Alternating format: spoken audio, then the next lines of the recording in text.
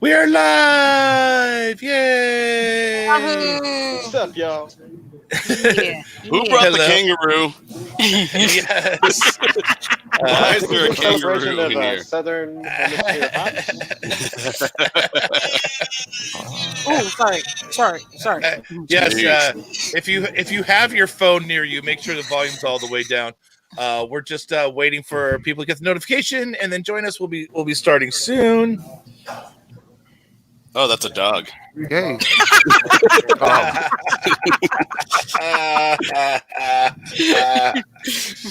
Oh my God. Oh, Maggie made it first. Good job, Maggie. Wow. You beat Abomino. Beat Abomino by 30 seconds. Right in. Hey, wasn't it Maggie's birthday like today or yesterday? Yeah. Happy birthday, Maggie. Hey. Happy birthday to the Positivity Police. Yeah, that was good. Making me do shit, fucking people. Damn it! I know, just Jay, can you light up your room a little bit, Jay? You're kind of in the darkness there. Oh God. He's like, I like it. I like it. Oh, this is mood lighting, my friend. The other Jay. Yes, or at least crank the brightness on your screen. Since we went live, guys. Really? Okay. Are you experiencing like a lag or a skip, Joshua? Yes. Okay. Why don't you bail and come back? I'm gonna nuke you. Exit and come back. That seems to help out a lot when that happens. Yeah. So It literally stopped right now. It's fine. So hold on. See you in a second. okay. All right. So jump out and jump back in. Yeah. It helps sometimes. Yeah. It normally helps. Okay. So I really liked his background. Yeah. yeah. He's just sitting in the. He's color just scheme sitting. is really great. He's in the tasting room in Vista there. Yeah. It's a nice place. How's the foot, Jay? It's very Lots cohesive. of plant. Foot's getting better every day. Started physical therapy this week. So, which is good. So it's going to be a long road here still, but hoping to come back stronger than ever. So Well, you still look beautiful. we'll see what happens. He does. Well, thank you so much. Oh, how have you guys been? So dark right now. Mood lighting. I think he watched the Tyson Blake show, so I think he's trying to compete with that. Hey, I'm back, guys. Everything seems better. Name's not on the screen anymore. Is that smoother for you, Josh? A lot smoother, yes. And how my Okay. Well, everything sound good? Yeah. yeah, everything sounds great. They're good. Hey, Brian. Although, yes, I see that. What the hell? Oh, How sorry. are they gonna know who we are, Brian? They might mistake me for Brandon. Yeah, come on. Oh. Wow, you didn't have to kick Brian out for that. Man. That's not cool. MLB did it. The commish found out he's getting The MLB app did it. The MLB app. I know it. I know what's going. sir. I know what's going on. It's this. Bingo. Hey Okay. there. So when there's a comment, just for future reference, when we forget this again, when there's a comment displayed, it doesn't show the names. So there you go. Let's Never go ahead. noticed that. Okay. Let's go ahead and start the fucking show, shall we? Yeah. All right.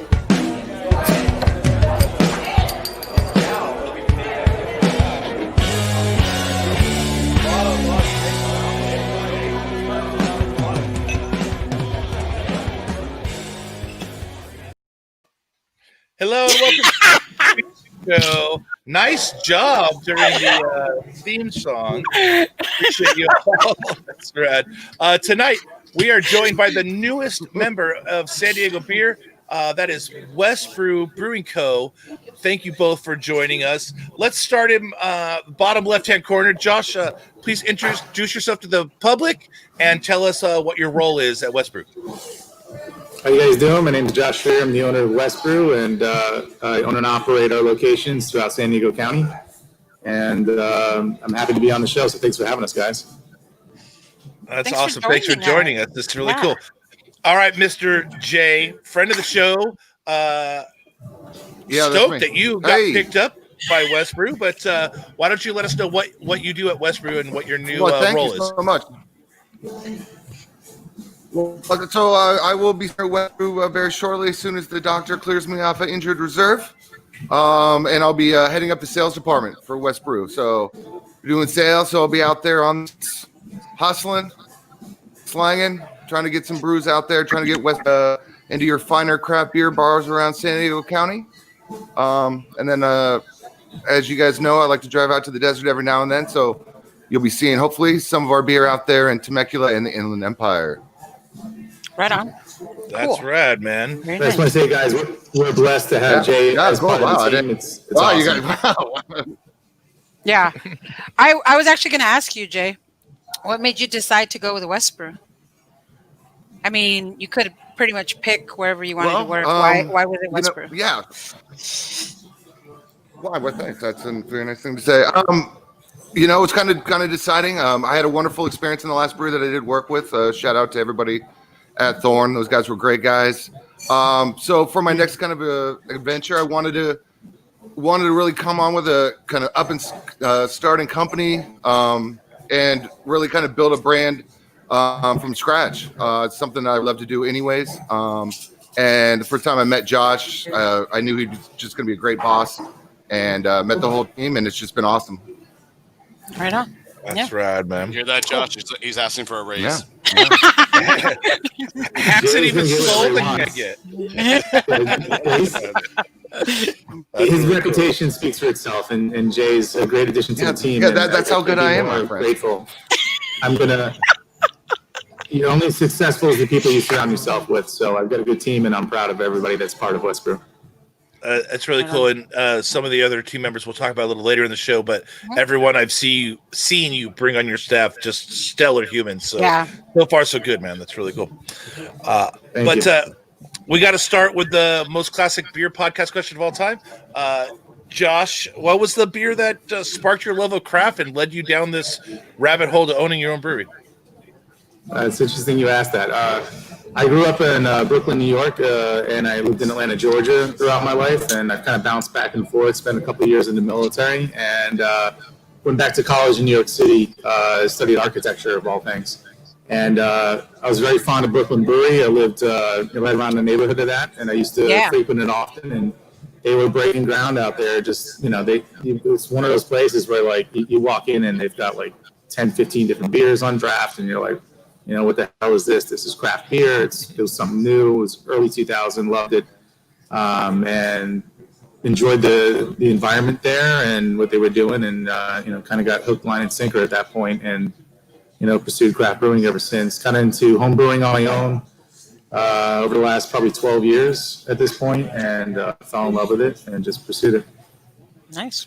That's a great story, and we had Gary Oliver from Brooklyn Brewing and Steve, the owner, on about a year and a half ago now. But genuinely awesome human beings, and they really started a hallmark brewery that really just recently started distributing out here in San Diego. So that's a great answer and very rare. Normally it's Sierra Nevada Pale Ale or Sam Adams Boston Lager. That's cool. So Mr. Giggles up in the corner, Jay, how about you? How about you, man? What was the beer that always craft? Shoot, you know what I mean? Obviously, I think the canned answer is Sierra Nevada Pale, obviously, because it was the most readily available, I think, craft beer. But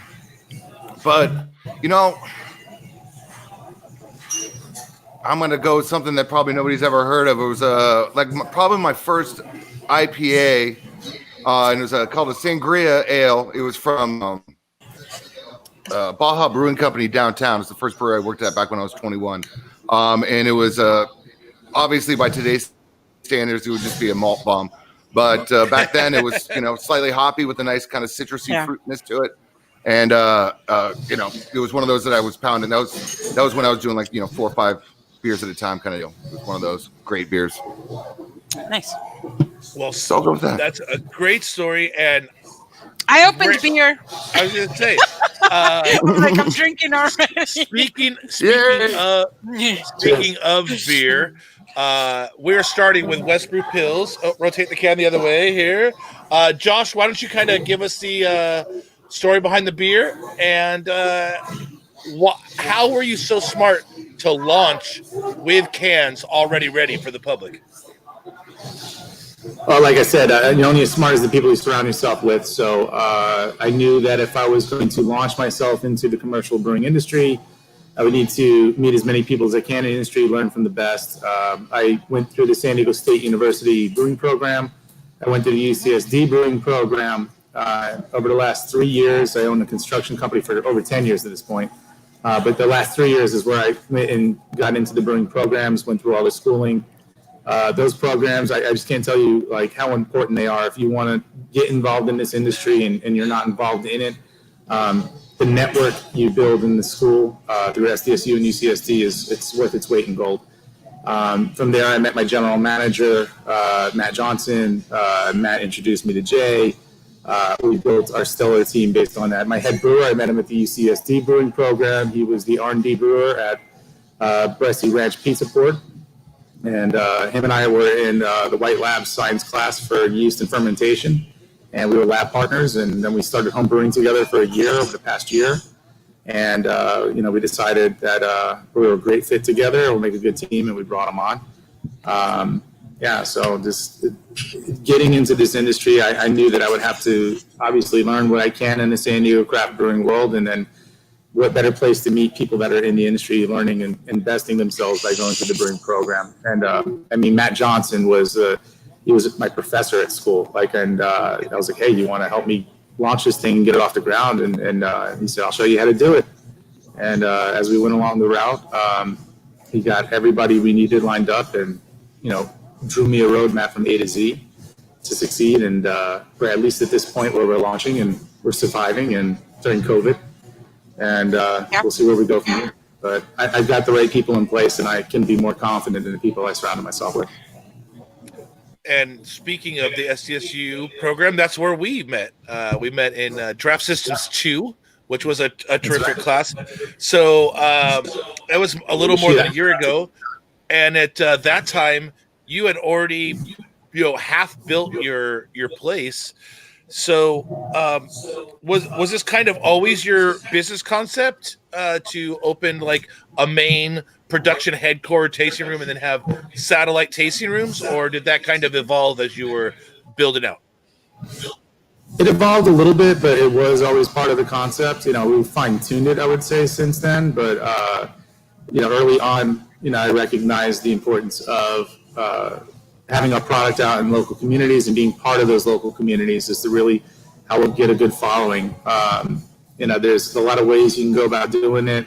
Like I said, Matt drew me a roadmap of like, hey, this is the best route for success for us. And we just ran the numbers all the time and what it was going to take to get from point A to point Z. And obviously you don't want to saturate too much where you overextend yourself at too many locations, but you want to strategically place a couple locations throughout San Diego County. And if you do it right and you can finance it along the way, hopefully it succeeds. We'll see.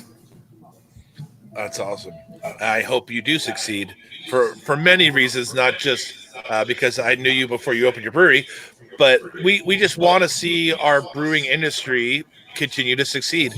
It's the toughest time in the world right now. Very brave opening. Thank you. Man, it is. We've got some massive echo. Oh. Everyone shut up for 2 seconds. You shut up. I was like, what are you, Joe Biden? Yes. Yeah. All right, let's do some housekeeping. Today Maggie was first, and it's her birthday. Happy birthday, Maggie! Thank you for Happy being birthday, first. Maggie. Sass. Yes, Matt Babineau, you got beat. I'm very sorry. Il Rev Mike Tomasula wants to know, is that Batman? Jay, you now have a new nickname. Thomas Berry apparently is already a fan of your blonde, so thank you for joining us, sir. Yes, Very people are very pretty, Matt. That's very nice. Welcome, Candace. Thanks for joining us. Cheers to you, Thomas.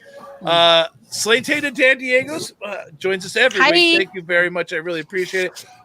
This guy, Caesar's here. he showed up. Nice to see you, Nicole. Hey. I don't know. Nicole, hi. It might be the first show that you showed up for, but and Mr. Lewis, hello, sir. Nice to see you. Hi, Kevin. Mr. Peacock, we fucking love you. Yes, of course, What's up, Tapcraft helped Peacock? with the draft system there. It was really good. Yes, And Nick, my worker, thanks Yes, for we- joining us, man. Oh, and Lexi's here too. Hello, Lexi. Cheers Hi, to you, Lexi. lady. Yay! So thank you to everyone that's joined us. Of course, we love it when our fans interact with us. Don't hesitate to ask a question that you of Josh or Jay or even us if you want, if you really care. Apparently, we have this going on. So yeah, we're just gonna let that go. No, But- Everybody's here for Jay. Everybody's here for Jay. Well, I mean, I'm I'm here- here, just leave I'm, him here, here. I'm here for Jay. So I'm only yeah, here for Jay right now. So right. Ooh, Oh, another yeah. patron. You feel so good. Cheers to you, Oh, Brian. you guys are too nice. Brian Yes. Gould is here. Hey, but That's really actually, cool. something real fast I wanted to say, because you guys were talking about the SDSU program, and then Kevin Lewis is watching. Three Punk Ales and WestBrew are the actually only two open breweries in San Diego with graduates from the SDSU program. So we're really stoked to be in good company with Three Punk Ale. So Josh graduated, and so did Steve-O. So both of them own breweries. I think it's pretty Also- badass. Also, Circle 9. So there's 3. Oh, Circle 9 too? Oh, Yes, shoot, I didn't know Darren, that. Darren graduated from the program as well. So it's really cool that we have. Oh, shout out to those guys. I Uh, love those guys too. Yeah, it's really cool that we have brewery owners that have come from the program, and then there's a lot of brewers in town that Oh, yeah. graduated from the UCSD program specifically. That has been like a massive school of excellent brewers. So both these programs are amazing. So SDSU's is more on the like ownership, front of house, intellectual level, and UCSD's is on like the physical brewing aspect of owning a The brewery. science of brewing. Exactly. So if you Yeah. put those together, then you get it. And what? Abel, you just showed up in a second freaking window. Wow, that was really cool. He's living in the future, bro. One Abel dies and another Abel takes his place. it's like Rick and Morty. Like Rick and Morty. I just keep coming back. Just keep coming back. Different Yeah, right. Mortys. You're gonna turn into a pickle? That is awesome. All right, so Josh, can you kind of speak to your reasons that you selected your main location being in Vista, and then also how you chose the other neighborhoods that your future satellites are going to be opening in? That's easy. When I was at the SDSU program, obviously they focus more on the business aspect of it. My first question to everybody was like, what is the most business-friendly brewery town in San Diego? And everybody, without a hesitation, said Vista. I own a construction company for the last decade. I've done projects throughout San Diego County. I deal with city municipalities all the time. City of Vista, their program over there is very business friendly. They just take care of their people. And when I looked into buying a building, I got my building up here. I moved my construction company up here. I got a building twice the size I would normally need for construction purposes, specifically so I can put a tasting room and a production facility in the back of it. And as soon as I contacted the city of Vista, I told them I was, looking to line up. They immediately, said, hey, here's your point of contact with the city. We'll do everything you can from A to Z. Any questions you have, we'll help you out. We got our conditional use permit within I think 2 weeks. Every other city I looked into, they were like, oh yeah, we'll give you a conditional use permit in like a year or two. Maybe like, 3. If you're lucky. And I mean, you look at City of Carlsbad or City of Encinitas, they won't even accept breweries there. City of Carlsbad, they said, yeah, you can pay $60,000 and request it, and we may deny it, and you won't get your money back. I might be wrong on the number, and don't quote me on the $60,000. That's kind of the rumor I heard, and it's just off-putting. As a business owner, I mean, in a country like the United States, you expect hey, we're all about bringing business, bringing jobs, bringing something unique to the community, and the city of Vista is on the forefront of doing that, and they stand behind it. It wasn't just rumors. When I, went through the building process and the permitting process, I mean, I knew everybody's name at the building department, and they were very warm and welcoming people, and I don't regret my decision. So if anybody out there is looking to open up a brewery in San Diego, you want to succeed, do it up here because they're going to help you along the way. They're not going to be an obstruction. And we've gone through some process, as you mentioned, what made us choose the other communities. We initially looked at our first satellite tasting room in Leucadia in the city of Encinitas. they have a lot going on. And you get into these local communities, they're very prestigious. They have an idea of what they want their environment to look like. They have the County Coastal Commission involved, and there's just a lot of red tape. And again, we had to hire attorneys in Encinitas. We had to fill out applications and spend a lot of money. You're looking at spending tens of thousands of dollars, and they might deny it, after a year or two of public review. And it's just off-putting. And it's like, this is not how business should be conducted. So Right. I always look at those beach communities kind of as a luxury, like, hey, we're idling, we've got our locations open, we'll go somewhere like that down the road. But we initially are approaching all the business-friendly locations, like Oceanside is friendly, downtown San Diego is fairly friendly. Those we can succeed with and open up within 6 months, and that's kind of the goal. Nice. Okay. Excellent. And Del Mar is an anomaly. It fell in our lap, so we're taking over a license there, and it's a unique creature of its own. So. wow, you can't beat taking over a license. I mean, that's normally like it's worth its weight in gold. So that's really great. It is absolutely. So it's time for beer number 2. Man, our echo is extreme. Echo. Yes, exactly. It's Hazy by the Sea who wants to model the can for us. Okay, it's going to be Abel for this one. Let me zoom in on him. Give it a spin, Abel. Josh, why don't you kind of give us the spiel behind this beer? First of all, let me just say can art is gorgeous on all the cans. Love it. Absolutely. So very we have an close exclusive artist. Her name's Megan Rigsby. Big shout out to her. Our head brewer is actually best friends with her husband. And we went through 2 or 3 designers for our can art. And we fell in love with Megan's work right away. Like, she literally just nailed our concept, which is celebrating West Coast culture. Ooh, wait. Yeah, and she's we told her what we want. And it's literally like, very nice design. And we're super proud of her work. Beautiful. And the mural you see behind me is actually Megan's work as well. Right on. And she's done a terrific job, and now she has job security because we'll never let anybody else design our work for us. Absolutely, I can see that. Yes. Tag game, guys. Tag game. Yeah. We're not supposed to talk about it, but yes, it's very exciting right now. It's very exciting. Yeah. I'm recording the game, guys. Don't talk about it.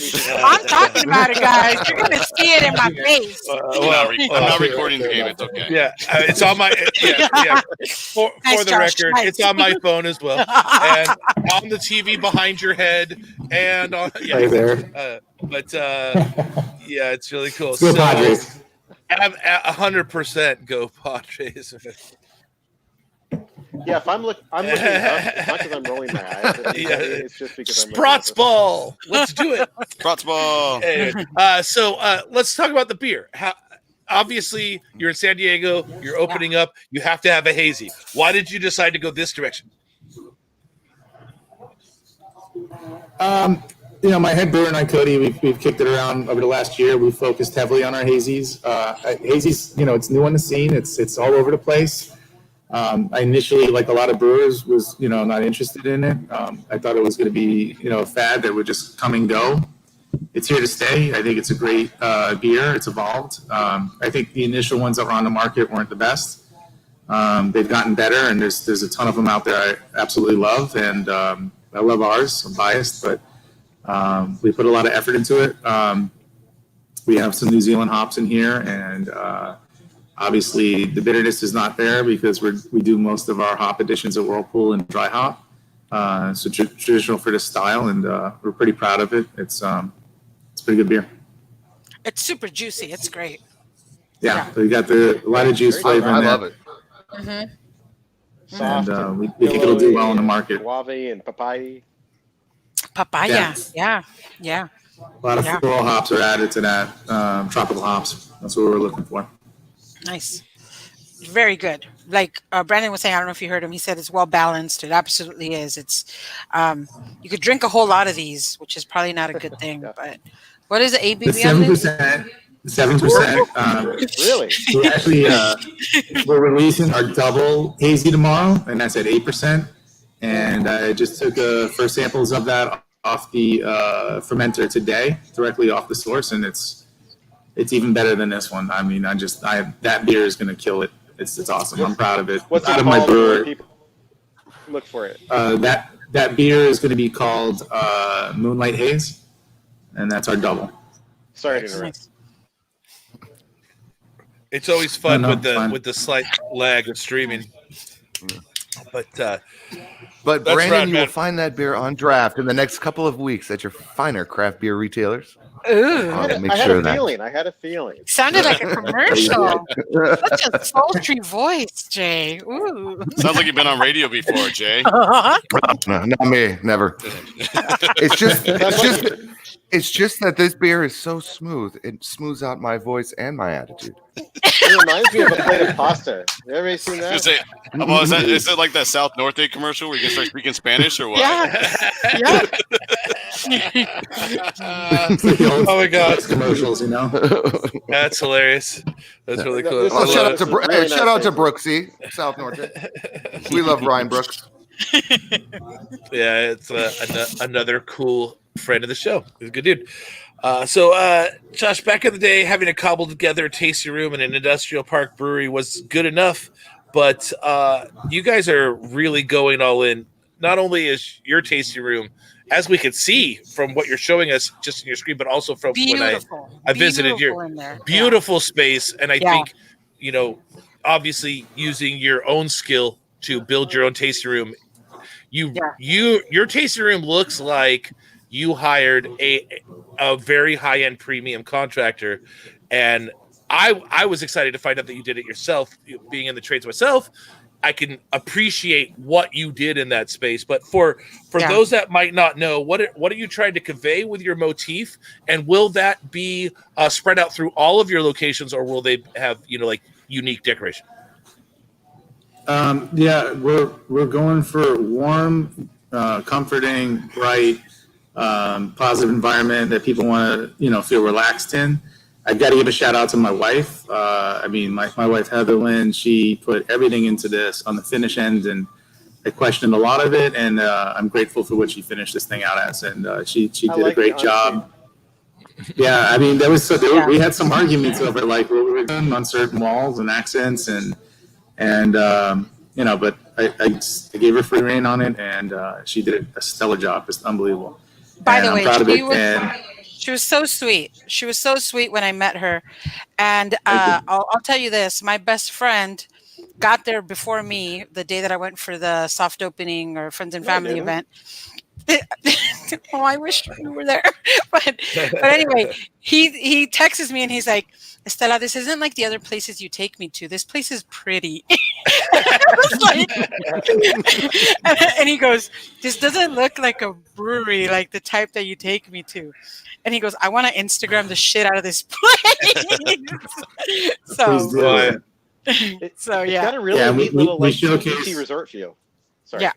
Yeah, and it's kind of the goal. Is like we're showcasing and celebrating the best of the West, the culture of the West, and we've got surfboards on the wall, plants everywhere, lots of succulents, warm colors, lots of couches and lounge areas. We have a free pool table, and we just want people to be as happy or comfortable here as they are at home. And I feel like if they're not, why would they come here? So we want to make this place as comfortable as possible. Yeah, you're absolutely right about it being inviting. Absolutely. You like walk in there and you're just like, oh, I just want to keep walking in here. It was great. And I absolutely love the place. So good job, guys. Thank you. Good job. Stella approved. So will the other spots look like the current spot or will they have their own touches? Yeah, so they'll have their own touches to some extent. I think we're going with a little more Southwestern style downtown possibly is what we're kicking around. But again, it's going to be warm. It's going to be bright. It's going to be welcoming. It's going to have some lounge action to it. We want people to just, come there in their groups. Obviously, with COVID, we have to be, cautious. The initial concept behind it was open, but we have people wear masks until they sit down with their group, and then they can take their masks off. But obviously, we have to have food items involved. But we're following the rules, and again, there's little sections of couches everywhere that face each other around tables, so it still works out perfect, and it seems like people are enjoying their time here. So Speaking of food, you have a full kitchen at your current location. Was that always part of the plan, or was this you adapting to COVID before you even opened? So our original game plan was to, we looked at the numbers on sales and what, how do you up sales at your locations? Obviously, if people have something to eat, they're not going to want to venture out. So we always planned on doing light fare, like nothing crazy. But Del Mar landed in our lap as a turnkey, like, here, you take this place over for the next 5 years, you take the license. Somebody who originally built it out, it was a wine tasting room that they spent $1 million renovating the building. The kitchen is awesome. I love that place. I'm so glad you got it. It's state of the art. And I don't know, I still, can't believe we landed that location, and we're pretty stoked on it. And it's got ocean views out the front on the patio area. It has an outdoor pavilion area and all outdoor seating. And we got an amazing deal that comes probably once in a million years for people, and we're stoked on it. We're getting ready to open there. And when I looked over at Jay, I said, "Well, we got a real bona fide kitchen now. What do we do with this place?" And he said, "You got to get a good chef." And I said, "I don't know the restaurant industry, and I don't want to be in the restaurant industry. Like, who do we hire?" But then you got a chingona. You got a chingona, Without man. hesitation, I looked at him and said, I got the person you can trust to take this over. And Absolutely. Betty Gonzalez was a blessing for us, and she's done such a great job so far getting everything launched with us. So grateful to have her and her skills. And she's provided all the food here for Vista. She's done a great job, and I can't wait to taste the amazing menu she's built for Del Mar and the stuff she's got planned for downtown too. So that's gonna be awesome. So will the menus be? I'm gonna say one thing real fast, Brian. Sorry. No, go ahead, Surf and Turf Burger. Surf and Turf Burger. Surf and Turf Burger. Okay. Surf and Turf Burger. Okay. Del Mar. We should say, for those that don't know, Leti has pop-ups usually, and she's hija de maíz. That's maybe how more people might recognize her. She was doing Sundays at Border X. She's really famous for her mole, which is just amazing. I can't say enough good things about the mole that she does. But she has so much other things that I think she's going to be able to try with you guys, which I'm super excited about. So I love the girl. She's my boo, and I'm just super happy you got a chingona. So fuck yes, I'm psyched about that. That's awesome, man. So what I was saying before all this awesome surf and turf interruption happened. Was Maybe surf it's burger. Surf and turf. That should be the name of this episode. I'm just saying. That's Jay's new nickname. It sounded like you were describing that Letty was preparing unique menus for each location. Did I imbibe that right? Yeah, so I told Letty, like, you're the artist, and I'm just some guy that owns a brewery with a kitchen. So, she understands the numbers. She understands how to set the system up. She works with her vendors, and I'm blessed to have her as part of the team. And I said, I trust in what you're doing. I'm not going to step on your toes. I told the brewer the same thing, like, work your magic and just consult with me on what you're doing so I know what's going on, and we'll make decisions together. I'll ask questions, but ultimately you're the expert that I hired. Same thing with Jay. I told Jay, like, you are my head of sales. Like, you go out there and hit the market the way you want to do it. Work your magic, teach me what you know, and you're only as good as the people you surround yourself with. And I've got to give credit to my team. I've hired the best of, what I think is in the market right now, and these guys know what they're doing. So they have my support, and I'm putting my business behind it. So I have to commend you for that, because there's so many owners of all sorts of businesses, but in particular the brewing industry. You've brewed, you've gone to classes, you've really immersed yourself in what you need to know from a business standpoint, as well as scientific brewing. But it can be so hard for somebody who owns a business to just let go and let people run with what they have without interfering. It's like, but I know some about brewing. What about this? And just feeling like you have to interject. Yeah, ask a couple of questions, but like not derailing people is a very difficult thing for an owner to do. And you got great people. I like the fact that you're like, from the get-go, you're like, you run with it. And if for some reason I need to really back, that's one thing. But like, I'm not going to get in the way until I need to get in the way. I think that's rad. Yeah. Well, it's just not how I operate as a person. I always feel like, not one person can do anything. You need a team to do it. And again, this all circles back to Matt. I was blessed that the timing was right, that Matt was ready to make a move to jump ship. And he's so, integrated in the industry, knows a lot of people, knows the game, and knows the numbers behind it. So, the credit's got to be where credit's due. And I just want to be humble and always do that.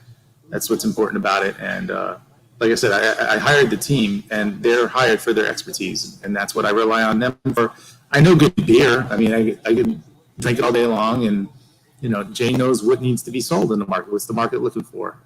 Matt knows the numbers. Cody knows how to make it happen. And we're all just on the same page. We all know, like, what are our responsibilities? And you tell us what needs to happen on your end, and then I support behind it. As long as it makes sense, it just, there's no argument for me. So, very cool. That's awesome, man. Yeah, it's rad. It's rad. He's an amazing boss. Who's it's a great experience to be respected. I love this. Today, I feel like the luckiest man. Oh, you got rid of that. Damn it! I was the luckiest man in the world. Sorry. You almost had it. You almost had it. That's a good joke. But yeah, no, it's awesome. As somebody who's been in this industry as long as I have, it's great to be able to look at an upstart brewery, whether or not I'm involved in it or not, and go, that one's going to be successful. And oh wow, unfortunately, this one's probably not going to be successful. This is one of those when you look at it, you're like, this one is going to be successful because they're making all the right moves, all at the right time, setting that really great foundation where you have these pillars, and that's really what you need. You guys, Brian, you're a construction guy, Josh, you're a construction guy. In order to build, to build that skyscraper, you got to have, you have to have those load-bearing pillars, and Josh has done an amazing job of assembling those pillars to make WestBrew what we expect to and will be successful over the next few years here in San Diego. That's awesome. And it's really cool to hear from some of your first employees that you're a leader, and that I think that's what it takes to really start something that will have long-term success. You have to have good beer, you have to have a great tasting room, and then you also have to do something better than that to succeed by opening a brewery in 2020. So great job so far, Josh. Beers have tasted great. The tasting room is amazing. Your employees really speak very highly of you, and it's just a great start. So, you're building out. You're building out 3 other current locations: East Village, Del Mar, and Oceanside. Are you building them all simultaneously? Are they like successive build outs? How are you attacking it? We initially were just going to go downtown on Oceanside and keep Vista obviously as our main production facility. Del Mar fell in our lap, and it was turnkey, and we never factored that. Our goal is to spread ourselves throughout San Diego County, equally throughout the community, and so we can hit the market in each location and build up a good following and recognition. We felt like just being in North County Vista, we would be lacking downtown and a few other areas. And I just want to enter the scene on the beer industry, and get into the market and be part of it. It's a beautiful community. Yeah. I love what all the other breweries have done here beforehand. I mean, I've been a fan of it for the last 20 years, and I want to be part of it. And I think the best way to do that is to get out there and get our product to the public. So Del Mar, it was an anomaly. It fell in our lap. It's literally turnkey. I think we signed the lease a month ago, and we're going to open there, I think, next week or the week after. Wow. The only thing we have to do is put a new awning on that's in our color. It's currently maroon. Put some new signage up and paint and finish and hang a few things, and it's literally turnkey. It has 20 draft system. It's beautiful. It's state of the art. It has a full kitchen that looks like somebody built it last week. We're extremely lucky that we got that place, and the city of Del Mar may be our only roadblock to actually finishing it the way we want right away. But we're just like, hey, it's there. Like, let's just use it. Our beer and our chef is going to speak for itself. Mm-hmm. So we're gonna open as soon as we can, and as soon as the city says, yeah, you can finally change the awning, or yeah, you can paint the wall this color, we'll do it. I never seen such delay before from the city. Like even painting, one little portion of your outside building was kind of weird, but that's downtown. Del Mar. Yeah. Well, taking over the license, and I figured it'd be time but the city's like, hold on, time out. Like, we want to know what's going on here, and we want to get involved. So, Oceanside is the exact opposite. Before we move from Del Mar, I just wanted to ask you, what are you going to do with that wine room?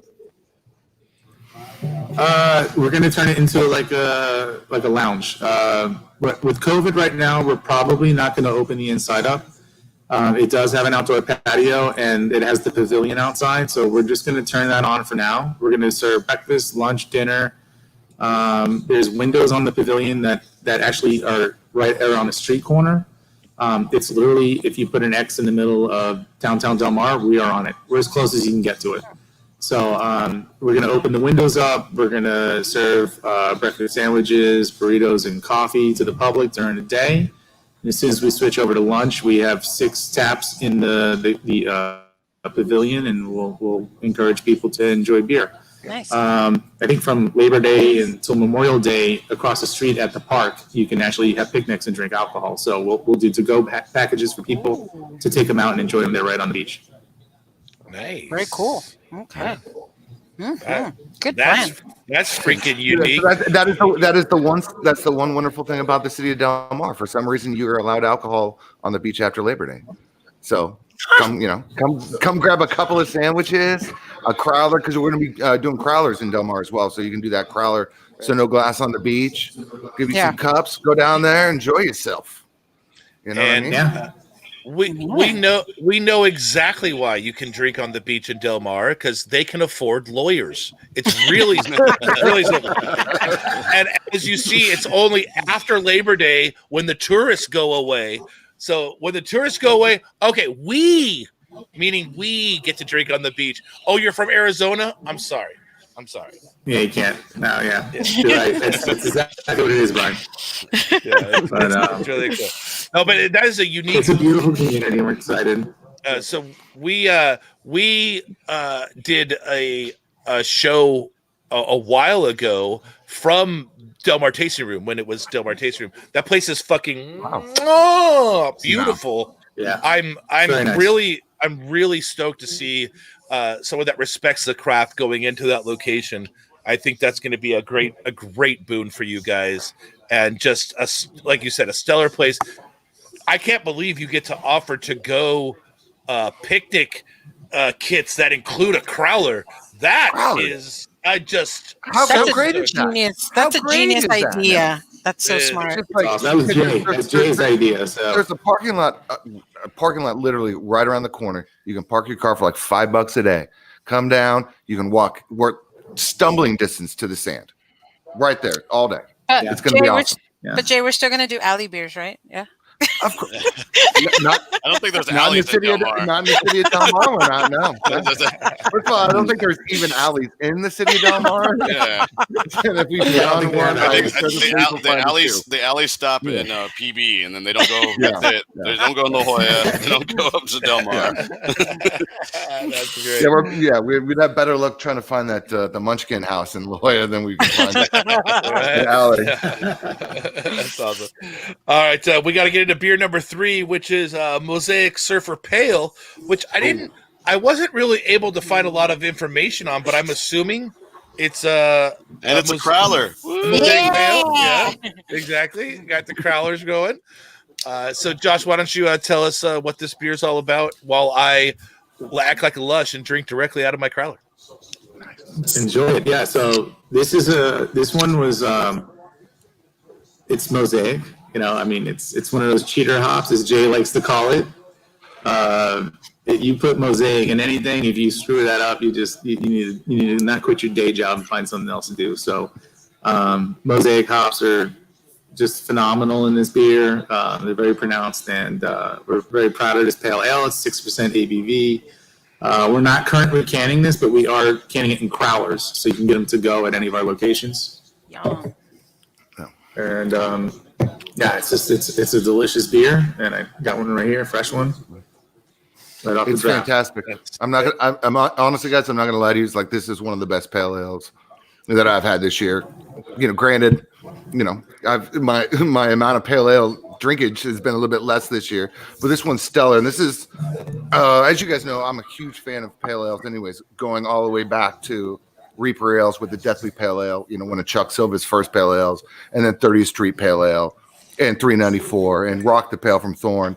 I'm a huge, big hoppy pale ale fan, and I think this Mosaic Surfer is going to be right up there when we talk about it because we're going to keep making this beer, and we're going to can it and I'm going to keep drinking it because it's a banger, man. This is a banger. This is a 6-pack beer, good times.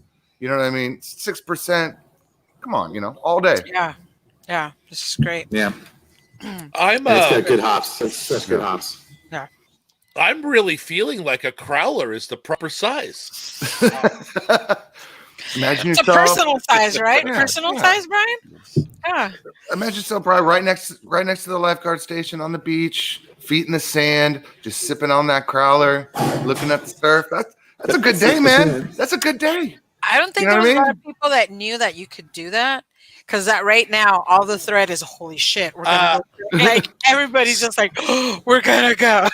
So, could you work out some GPS located delivery to the beach? Is that stretching your license? All right, you heard it here. It's a block away. I don't see why we can't do it. I'm not down there. COVID rules. The COVID rules. Kind of who knows? Yeah, I don't know what COVID rules are. We could probably figure an Uber Eats type situation. Just do it until they tell you can't. That's what basically everybody's doing right now, There you go. Exactly. In the city of Del Mar. We'll just oh yeah, they can hire lawyers. And I'll bring you a crowd to the beach. Yeah. By the way, back when we first started talking about that you can drink on the beach in Del Mar, apparently Maggie didn't know. So happy birthday, Maggie. After Labor Day, you can drink on the beach in Del Mar. And she's in Atlanta, so she's just like hanging out with us. So we appreciate it, Maggie. Yeah, absolutely. It's really cool. My God, your beers are incredibly good. Yeah, I mean, it's really it's not often that I have the first 3 offerings from a new brewery, and I'm like, why didn't you give us 5, Josh? Anyways, it was very generous. But what else do you have going on the board right now, other than the 4 beers that we're drinking tonight, to offer people that come out to your Vista location? So we've got the Blanc ale as well. We have. Did we do the Righteous Coast yet? We're going to in a few minutes. Tonight? Yes, we have that. We have that one next. Okay. Yeah. All right. You got that, and then we've got we have the Pilsner. We have a kettle sour we did with strawberry mango in it. We also do the kettle sour in a slushy machine, so it's like really nice and awesome the last couple days when it's been over 100 degrees. And we are tapping tomorrow our double hazy, and that one's called Moonlight Hazy, and we're stoked on that beer. It's just, I mean, if you love this hazy that you've had tonight, the other one's like twice as good. It's amazing. It goes from 7% ABV to 8, completely different hops. It has Nelson, El Dorado hops. It's unbelievable. Really good hops addition that we did to that. Next week, we're doing our flagship IPA, actually, which nobody's had yet. It's called the Costa IPA. So that'll release next week. That's more of a San Diego style IPA. And then we'll drift on to our Haldy Iron Hopper. And that's going to be a tropical lager IPA, tropical lager beer, dry hopped as well. And we're super stoked on that one. That one, we know which beers are good because when we were brewing them on our pilot system before we put it into the big system, we did 2 sixtels of each. And the Haldy, like, that beer disappeared like in a week. Like, people were just sampling that, loving on that completely. And that one's not even out yet. And that one's going to be awesome. We're really stoked on that. Nice. That's rad, man. That's rad. Yes. So apparently in the comments, we have established that we're throwing a party the day after 2021 Labor Day to welcome the drinking at the beach back to Del Mar. Yes. Although you can just go right now. Yeah. Yeah. We No, By the way, it is No, currently. but I think they were saying with Estella, we should have an indie beer show beach party. Yeah. Exactly. That's what they're agreeing to that. So it's been established that we should do that for 2021. I mean, we could. You can get all the breweries down there. I mean, you got Viewpoint that's over there too. Yeah. And so I mean, we can, those guys are awesome. Viewpoint's awesome. You know, I mean, we can let's throw our own little festival, our little beach fest. There it is, guys. Beach Fest. Wow. Put it in your calendar now. We'll call it the Indie Beach Fest. There you go. Producer, marketer, he does it all. He does it all. And we just trademarked that shit. So yeah. It's the Indie Beach Fest. I'll bring the bands. We'll do it until the city bans it permanently. Right? We'll get. Hey, sometimes you only get to do something really cool once. That's okay. At least we'll get to do it with our friends. Yeah. Really cool, Yeah. Right. We have to do everything twice next year because this year is a wash. So, I mean, come on. We gotta hit it. We gotta hit it hard next year. Hard in the paint, guys. Let's go. Let's go. I'm with you. That's rad. Brandon changed. Look at him. It's rally time, guys. You know what? Bucks are great and all, but this could be I'm with you. I'm here. With you. We're I'm losing. here. Yeah. Did you manage, Brandon? Did you Well, 'cause I manage didn't to have actually the suit shave too? Did you shave? Or something? You're just like this. It's, No, all I see is all mustache now, Brandon. I'm like, really? No, I just employed that's Jones man J move lighting, right and here you go. Yeah, exactly. That's awesome. Looking good, man. He cut the lights off. Yes, indeed. It's my Clooney. My Clooney right here, man. I feel like I gotta turn my light off. My too. light ran out of juice. There you go. Okay, are we all doing that? I am not, guys. I am not. That's awesome. Yeah, we all have switches. That's cool. So Josh, you've spoken of your absolutely. You've spoken of your experience in the educational programs and the connections and the networks that set in front of you. Did you talk to, make friendships with, collaborate with any local breweries as you were finishing your build up? No, we haven't done any collaborations yet. When COVID hit, I was like, getting started, and it's just let's just focus on what we're doing. And our team got together and we're like, hey, how are we going to adapt in this environment? I think a lot of breweries are kind of standoffish on collaborations initially, but I mean, I've already talked to Viewpoint about a potential collab. I think Three Punks is interested in collabing with us, and the owner of Helio was here yesterday, and he's like, "Hey, let's do this." So, I mean, we got some stuff lined up, but we just have to be careful with COVID. Like, we want to follow state regulations, and we're all wearing masks when we hang out here locally, and it's you got to be careful. Just so we're not the same household, so. We want to talk and collab, but at the same time, it's like, we're still in the middle of a pandemic and it's just weird, but we're adapting and being careful. That's really cool. Did any other breweries or members of the community advise you or give you any encouragement as you were working towards opening? Absolutely. I mean, like I said, all the breweries in Vista I've spoken to, at least half of them, over the last 2 years as I was doing this, our neighbors, Aztec Brewing, our neighbors over at Twisted Horn Meat and Cider, they're literally like I could throw a rock over and hit their front door if I wanted. So they were always even over here, Aztec, even over here, like while we were in construction, once a week, those guys are swinging by, and I was giving them samples of stuff we got and just talking to them about the industry, and just the support has been tremendous. And Coastal Wellness is a dispensary that's in our community too. They're literally even closer than Twisted Horn. The owner there, Mike, awesome guy, and he's been here just hey, let's just support each other, and welcome to the world of a regulated product that you sell to the world. And this is different. Obviously, they do marijuana and we do beer, but he's a good guy. He's a military vet like I am, and everybody's been super helpful, and it's been cool. Lexi, fast, Lexi saying you guys need a pink boots brew. Lexi is saying you need a pink boots brew. She's one of the co-chairs for San Diego for Pink Boot Society. So get with Lexi so you guys can do a pink boots.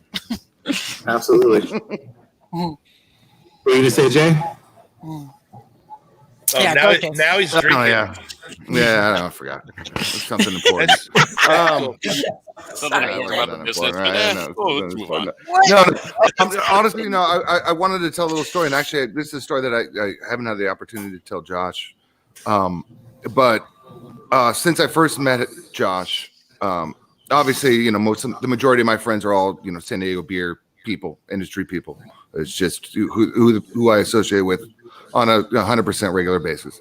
And it was funny because I would bring up, what I was kind of deciding on what I wanted to do in my future and this opportunity and this guy. And it was amazing how many people actually knew who Josh was through both the UCSD and the SDSU program, and how much they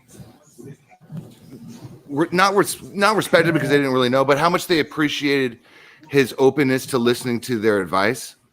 And you guys know, brewers are kind of infamous for being mercurial and they're not going to, some are ego laden and then some are the complete opposite, or they're so ego laden they're not going to tell anybody who they are. And those are the guys who've had conversations with Josh that Josh probably didn't even know who they were.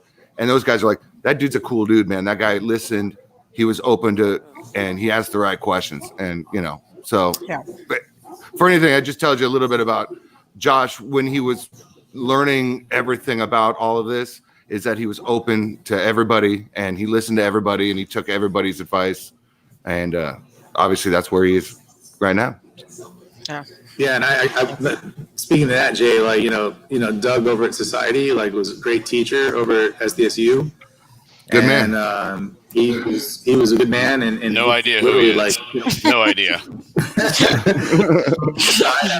Class, and I just burned his ear, and he gave me all the feedback I needed. And Yusuf over at Dallas, when he still teaches, it's like this guy, he did some crazy stuff in the industry, and I'm honored to even, he emailed me one day and he's like, I love your logo, like your brand's awesome. And I'm like, holy shit, that's awesome coming from somebody like you. You're like pretty much one of the founders of, San Diego industry of craft brewing, and Absolutely. And that's awesome. And these guys are still out there in the market, succeeding beyond belief, and still teaching and educating people and giving back to the community. And that's what it's all about. And that's the kind of industry I want to be involved with, where people are doing stuff like that. And, I work in the construction industry, I do government contracting, and it's kill or be killed. And it is what it is. I love what I do. It's not as entertaining as the craft brewing industry is. There's not as much love in it, for sure. Although, I have my buddies in the industry that have owned their own businesses, and we collaborate and talk together often and work together as a team. But it's just different. This is a different industry, and I've enjoyed the love I've gotten from the brewing industry, for sure. For sure. Yeah. Awesome. Cheers to that, man. Cheers. Yeah, cheers. Cheers. Welcome to hell. There's a dark side to it, apparently. I haven't seen yet, but there's always these jokes. So you're gonna miss that construction stuff, man. Yeah. So I feel like it's not like that. I want it to be like that. It's still young. You're still young, bro. Thanks, man. I'm in my 40s. Ain't that young. I've often said brewery owners need an almost insane amount of positivity to get to this point. Do you feel like you got another year of just over the top, for no reason, belief and positivity in yourself? No, I'm a positive person, and I don't know. If Jay can attest to this, but I always look at life like, you got to strive forward. You got to work hard. You got to stand up. You're going to get knocked down. You move forward. There's no other way to look at it, and just be positive, think positive, and negativity breeds negativity. And I personally feel if you're a positive person, positive shit happens, and you make it happen by being positive. Yeah. Yeah. Show positivity to people. Be positive. Don't be a Debbie Downer. Don't be a negative person in life. It's just, you're only going to breed the environment you create for yourself. So, I just don't operate like that. That's right. So before we move into beer 4 and then our insane amount of news, so far, how have you guys enjoyed the adventure? I mean, you're barely open, but let's start with Jay. Even though you're barely limping around, barely limping around. How have you enjoyed your involvement with WestBrew so far? Honestly, it's amazing. Like, I think I've already said it, but it's really wonderful to be witness to what is going to be a successful brewery in this town. And just being able to limp in on my crutches and just hang out and have a beer, and just watch it all go in front of me and go, these guys are doing it right. You know what I mean? I can't wait to jump in because, these guys are literally heating that jacuzzi up to the right temp. You know what I mean? I'm about to take off my shirt. You know what I mean? I got my shoes off. I'm ready to. I'm gonna jump. Where is this party? No wonder you have the lights off over there.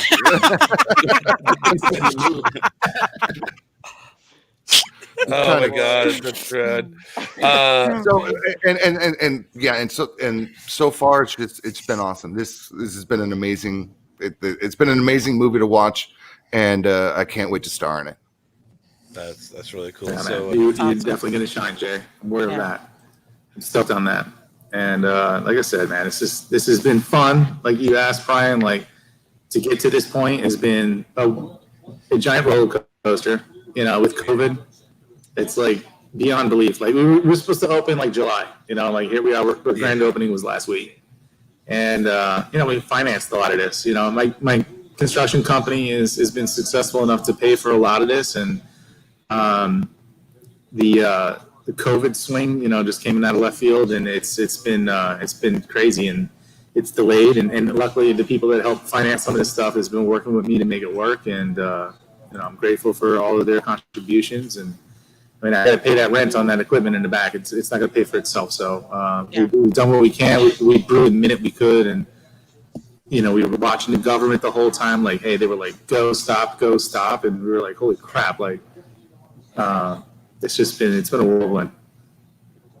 yeah, I can imagine. So let's talk about Righteous Coast. Oh yeah. Obviously, this is your West Coast IPA, but break it down for us. What are we shoving in our face? Well, you're going for that traditional West Coast bitterness, off the bat, and a good full finish at the end, and this is our standard everyday IPA that you would expect out of the West Coast of the United States, and it's got Cal yeast in it. It's pretty simple. It meets all expectations for a California West Coast IPA. Great encapsulation. You should put that on It's the best West Coast IPA you've ever. I'm like, you should put that on the can or something. No, I agree on all fronts. It's incredibly serviceable West Coast IPA. Non-stop guzzling of this beer is what's in order. If you again, a modern take on West Coast, so you've got that there's bitterness there that is supporting the style, but it's not like aspirin bitter. Super astringent finish of like exactly. No grapefruit pith, just really floral and right in the sweet spot where, like I said, you've got that. You've got more perceived bitterness than the actual bitterness, and so I think that lends to the style really well now. So cheers to that shit. It's really good. Thank you. Glad you guys like it. That's good.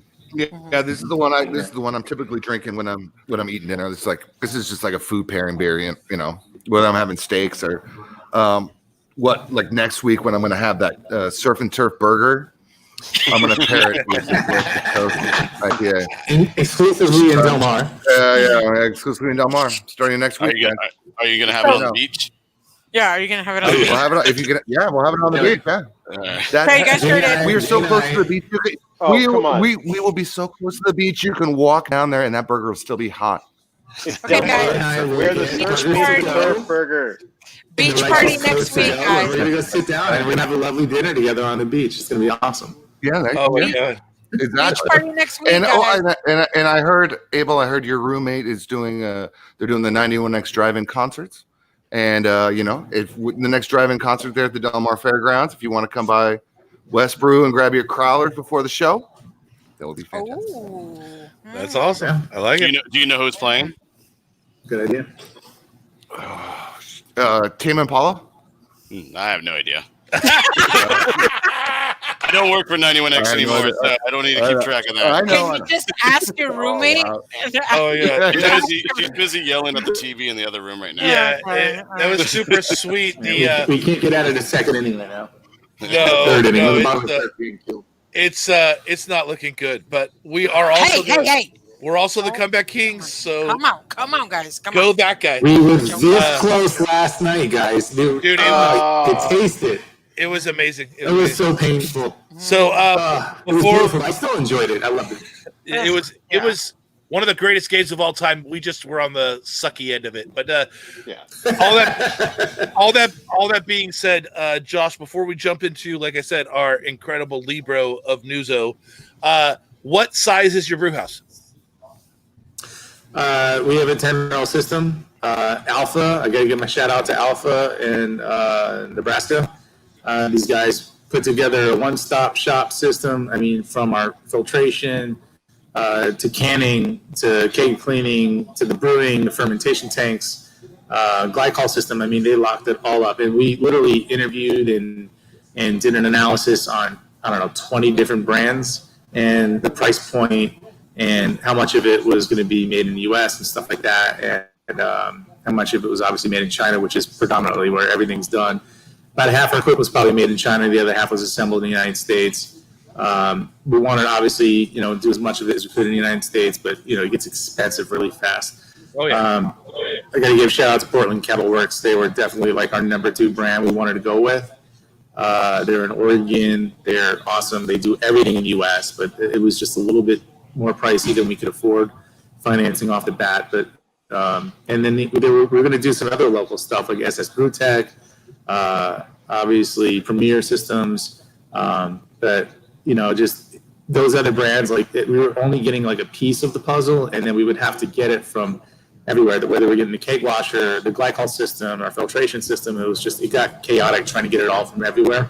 And Alpha ultimately offered you like a one-stop shop full package deal, and it's all fully automated, digital.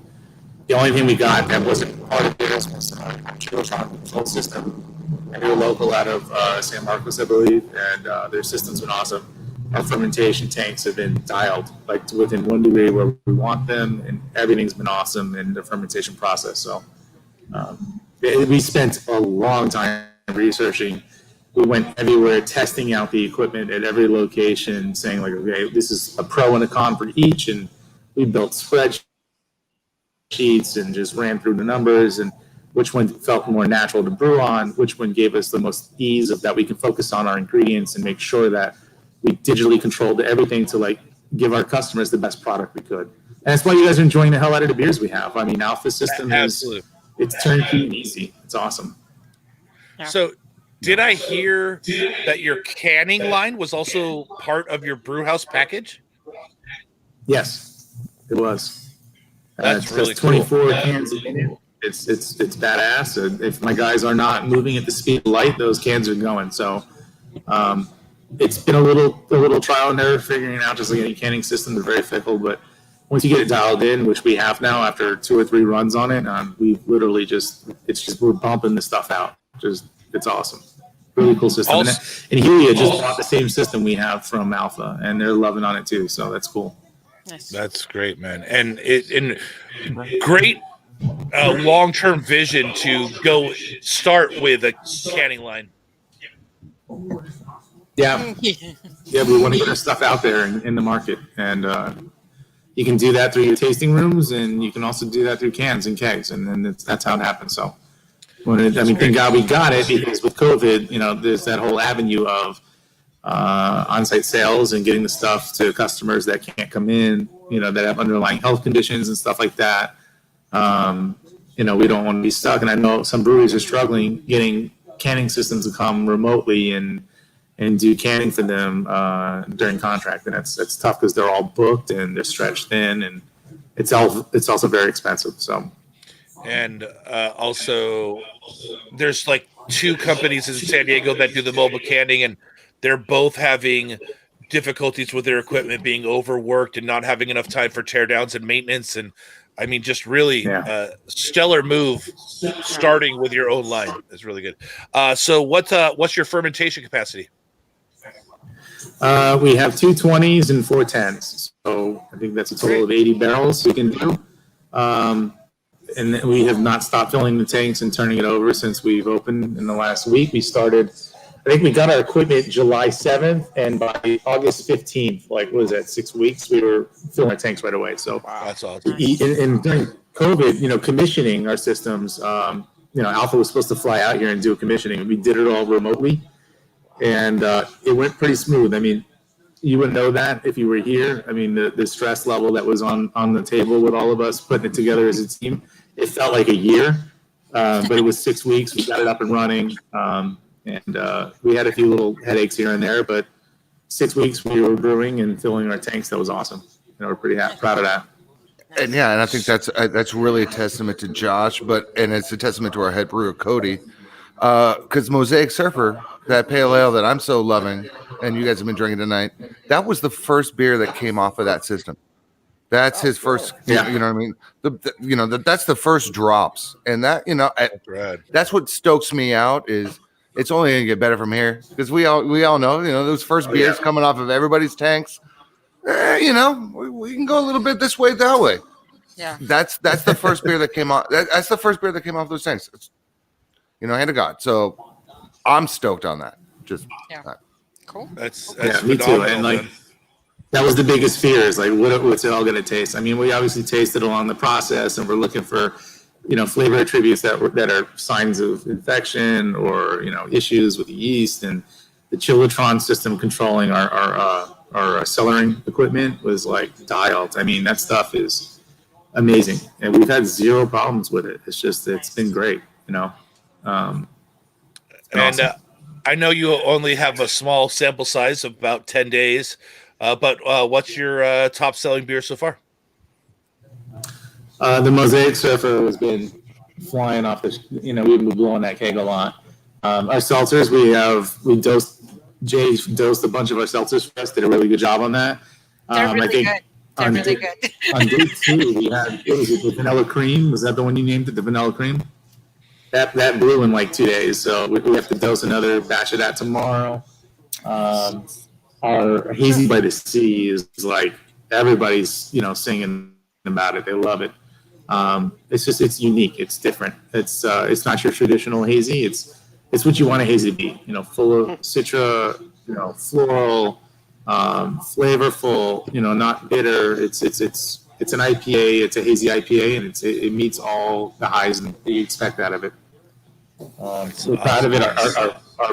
Our blonde is great. Our pilsner is great. I mean, I'm biased as hell, but I love my beer. I love my brewer. They've done such a damn good job, and I love Alpha's equipment because it made it easy.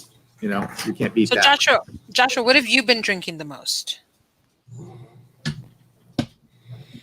I don't know. I feel like I just put it on rotation. I'm putting it on rotation. I'm proud of all of it. Maybe the hazy, maybe the pilsner, maybe the Mosaic. That's like kind of the 3 that I mix it up if I want a little variety. The Righteous Coast, that IPA is awesome. Okay. I've been drinking the seltzers a little bit. I'm not huge on seltzers yet.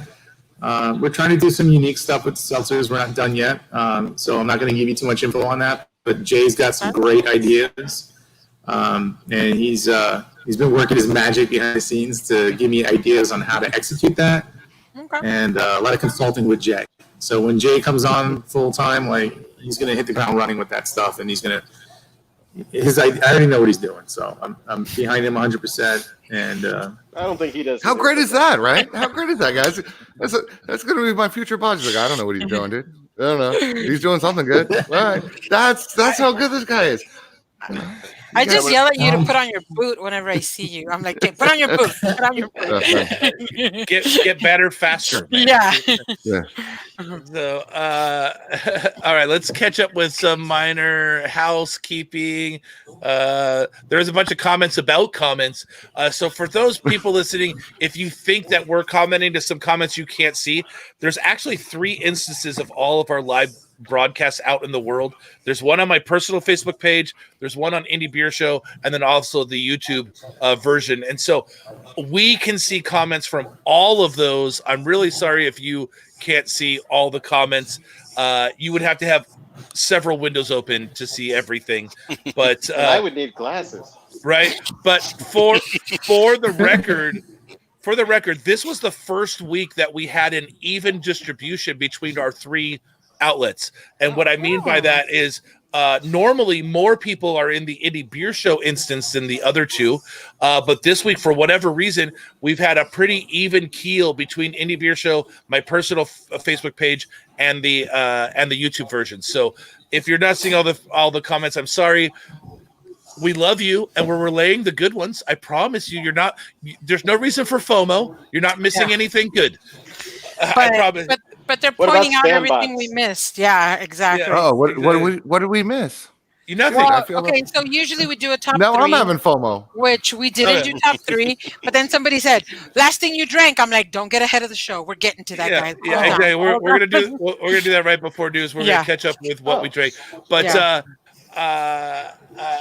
Heather is grateful for Jay, so the Jay love continues down the road. Reed was that's Josh's beautiful wife. That's awesome. Yeah. Thank you. That's rad. That's rad that you're helpful, that you're thankful that your husband has some help. That's really cool. Reed was at your grand opening. I saw him. We did that male nod of recognizing each other's existence. You did the sup. Exactly. I gotta give a shout out to Reed. Reed designed my draft system. I mean, it's this thing right here. Have you guys seen this thing? So it's got a WestBrew logo in the middle. It's sick. It is really cool. Go left to go right. There you go. So awesome. Sergio Nigos was there at your thing, and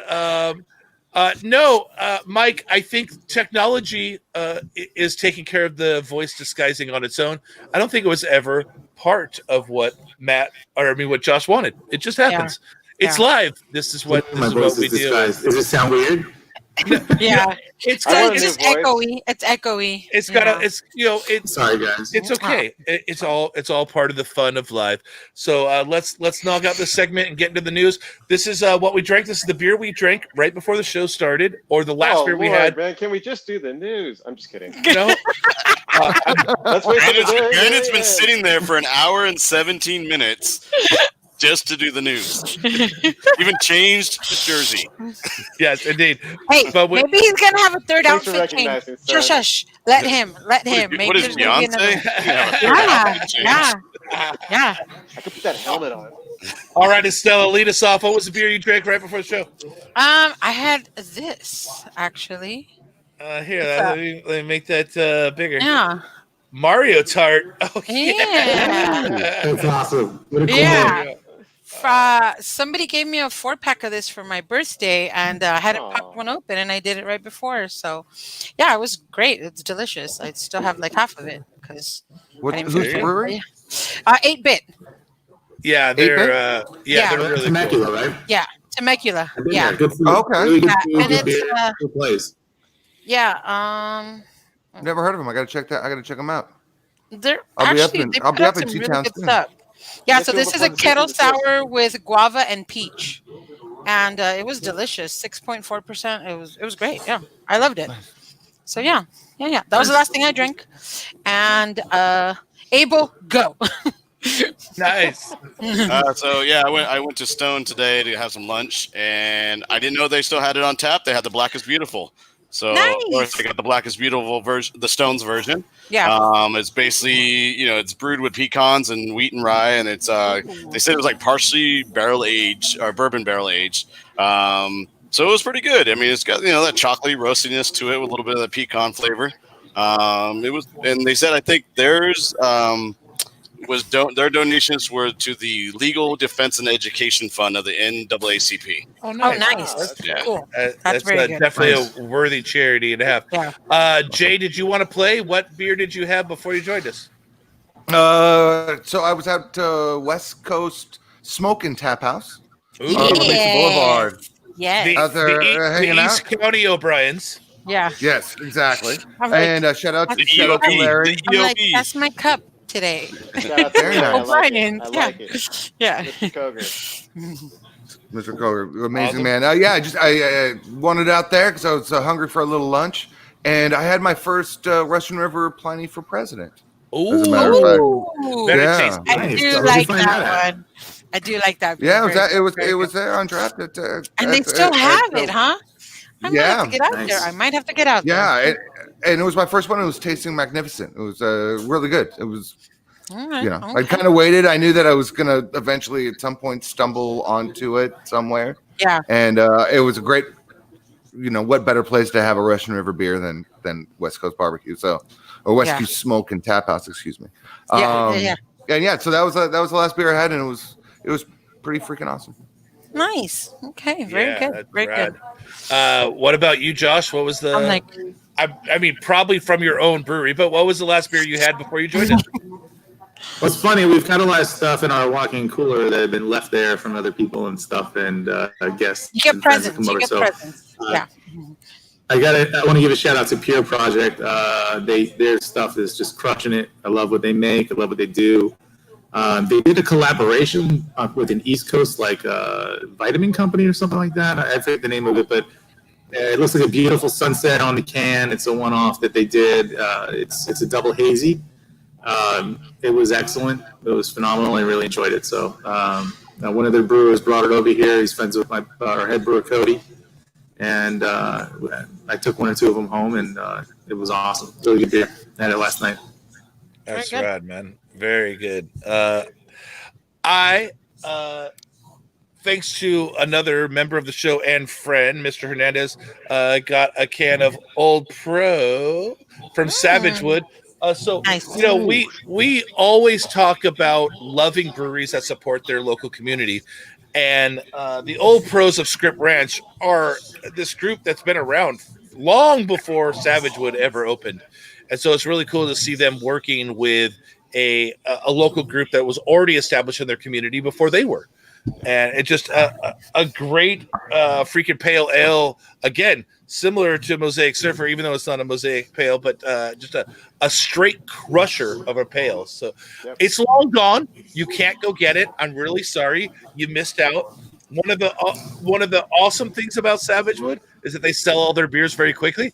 And then one of the things that's frustrating when you're trying to support Savage Wood that they sell all their beers very quickly. So you got to be on it. You got to be on it if you want their products. You just got to get there. So thank you to Savage Wood and Mr. Hernandez to get that in my face. Mr. Hernandez, They used to say that about Tommy Arthur when he was brewing at Pizza Port in Solana.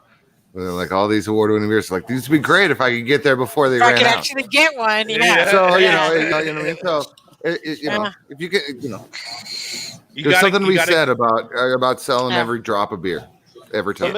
Somebody once said to me, "I don't think Cuvée de Tommy's real. Have you ever seen one in real life?" Yes. And they were dead serious, and I'm pretty sure it's real, man. I drank one in the middle of the woods with the McElhennys while smoking a really big fatty.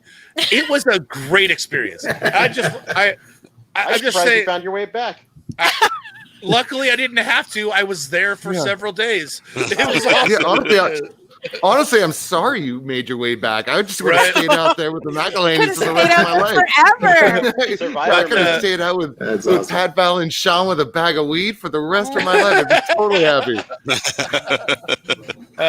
Yeah, there was more than one. But anyways, Mr. Hernandez, why don't you break down your what you drank before the show, and then take us into the juggernaut, straight into the San Diego beer news report this week, because it's huge.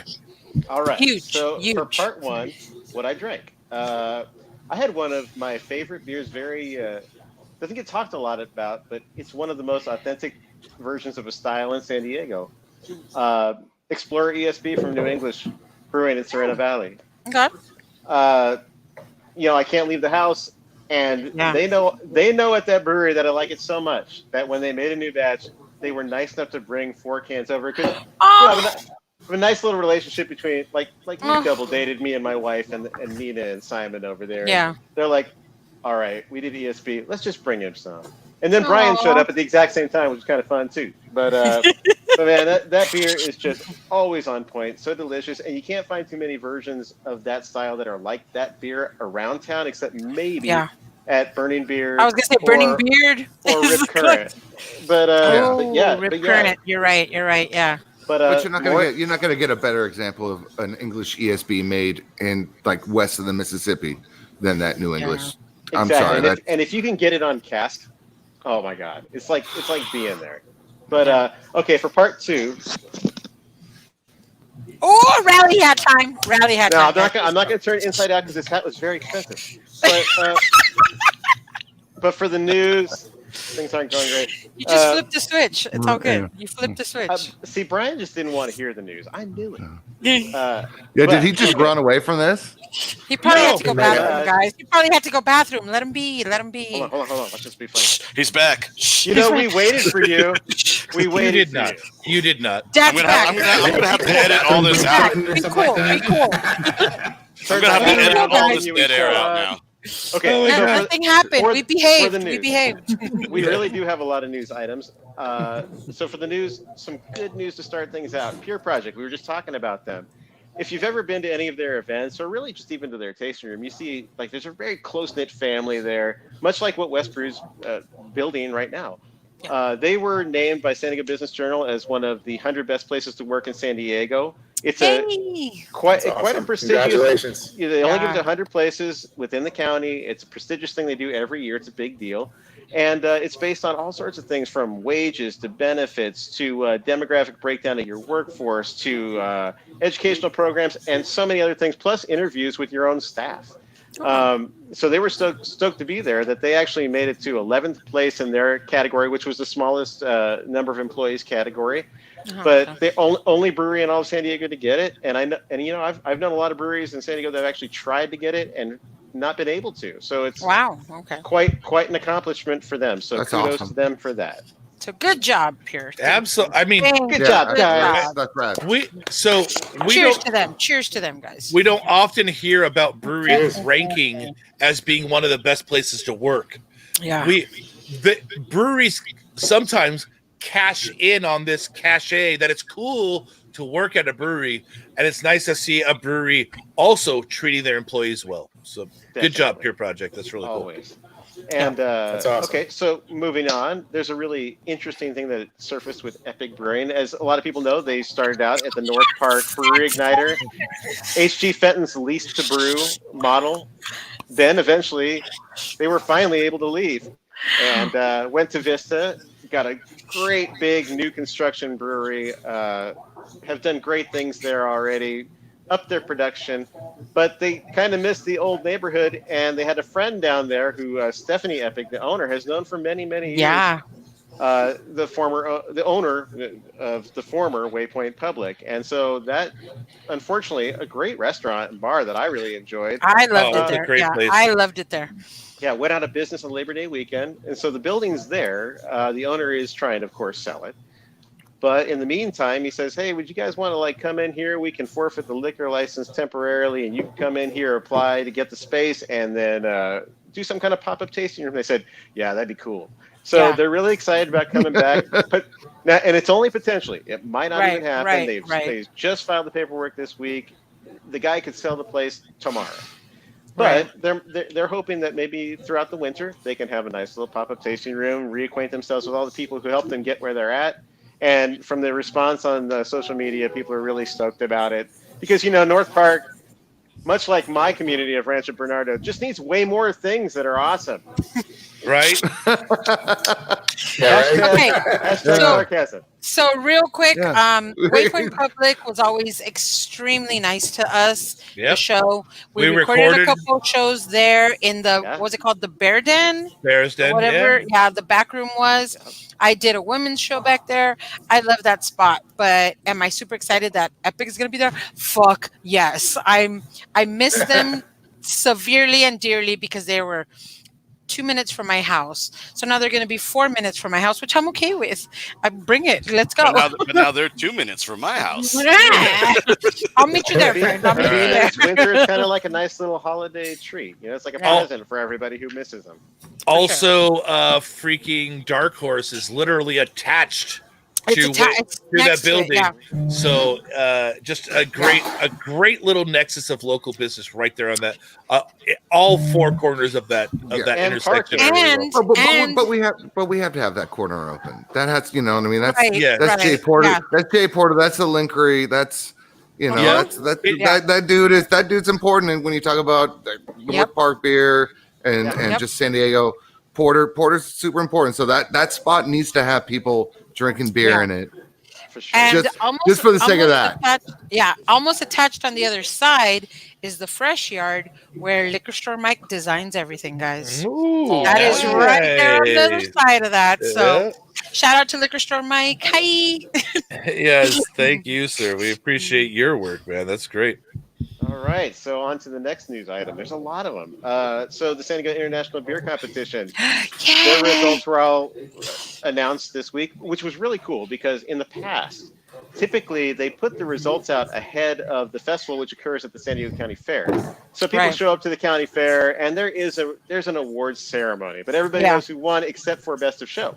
So a lot of brewers standing around, people aren't really paying attention, whatever. Right. But Yeah. this year, in the age of COVID, first off, it was really remarkable they even had the competition because California State Fair, LA County Beer Festival, they didn't hold anything. Kudos to them because it was for safety reasons. Right. But because Tom Nickel, Tyson Blake, going back to West Coast Smoke and Tap House, O'Brien's, and the affiliated businesses like Nickel Beer Company, Hello. they went ahead and worked with the San Diego County Fair Del Mar Fairgrounds folks to get O'Brien Hall, which is so funny. But it's this giant space where they had 75 people, and it's like, I don't remember like how many thousand square feet, but tons, like way more than enough space to be completely safe. There was a lot of judging that occurred, and all of the results got announced in a nice little Zoom thing that happened this week, where not only did they go through and kind of talk about the safety precautions, the history of the thing, which was really nice to watch Tyson and Tom do that. Mm-hmm. But after they went through a long list of winners, much like you see at JBF or World Beer Cup, they had, for like the champion brewery, champion meadery, champion cidery, they had people come on, the top three scorers, interviewed them, asked them a bunch of questions, and then announced who the winner was, like phased the other two out, and then said, hey, congratulations, you won this award. That was really cool. And also the fact that Best of Show went to Ruler in Carlsbad. Yeah. And they had some guy drinking at the tasting room who, when it came time to do his thing, he was undercover. He went back to his car, got the trophy and brought it out. And that video is on their Instagram, I want to say. As well, it should be. It's really cool. Yeah, where you and can they were see. So happy. Yeah, where you can see, because they were recording it, because they were told you're the top 3 finalists, so you should be watching. And they had a camera set up, and he literally walks in with it, and they're just like spraying beer. It's the coolest thing. It's great. That's awesome. So yeah, that's on their Instagram, I'm pretty sure. Yeah, so they won Best of Show for Domestique Blonde Ale, but they won Best of Show. There was almost 1,000 beers with a blonde. I mean, that's amazing. It's a testament, man. Those guys are killing it, man. Absolutely. He's making some dope, under the radar, dope ass beers in this county. And if you haven't had a Ruler, you guys are just missing out, man. Like, what are you doing? What are you doing? It's worth the drive, dude. It's you don't even have to like bikes to like that brewery, which is funny. It's like so they won, I believe, 3 awards, but San Diego Breweries overall won 75 and 55 categories, which is like 1 1/3 per category, and they swept 4 categories. Funny enough, none of them were anything that you ever like particularly think about San Diego County for, but it was really impressive to see all those wins and Rip Current came in second place for Champion Brewery. Third place was Resident. It was really impressive to look at that. Yeah. So and then so the last item. Now stop me if you've heard this anywhere before, but Resident Brewing. So they've been looking around for over 2 years, mostly in North County, to find a production space because while they make great beer where they're at, they have contract brewing relationships to make sure they have enough beer, and they still can't meet demand because people really like Resident. So they wanted to find a place that was large enough and, more importantly, specifically met the needs and they had a short list of needs as far as Robert Masterson, what he wanted in a brew house and a cellar Robert and all the Masterson equipment. was watching. He was watching earlier. I don't know if he's still on, but hey, Robert. Okay. Well, I hope he is. But yeah, so they found that in the old Iron Fist facility in Vista, and also a sizable tasting room they can convert to what they want. And they've, quite a while ago, they started the procedure to get this establishment, but it's taken a really long time. But they hope to close like next week. So that's really, really good news. And because they have, affiliations, well, their owner has affiliations with his own restaurant group. They're really smart in that regard. And they want to do more than just make this brewery what Iron Fist was, which is not a bad thing. It's a great place. It was like, if I'm in Vista, I want to go, or I live in Vista, I want to go visit this brewery. But they want to go ahead and make it into like an all things to all people throughout the week, where in the morning you can go get your coffee because in that restaurant group, there's an affiliated coffee operation. Yeah. And then they want to get a food truck in there that they own with a chef who can change up the menu. Like say it's Oktoberfest. Well, I'll just change up everything for that. Or it's like, we just released this beer. Oh, I think Mexican food would go good with that. They'll just make a menu for that week, that day, whatever, but it will completely be at their disposal to do whatever they want. And I just think it's really smart because there's so many places in that industrial area who are looking for breakfast, coffee, lunch, and then after work beers or whatever it might be. So if it all works out, it should work out great for them, get them where they can distribute their beers in North County, whereas they haven't been able to do before.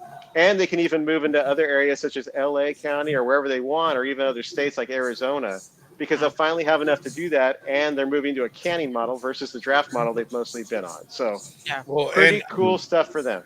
I look forward to chasing Citra cans being actually brewed by Craig and Robert. And not that Coronado's doing a bad job. I just, we like our beer touched by the people we expect it to be touched by and made by, and it's certainly not going to go down in quality.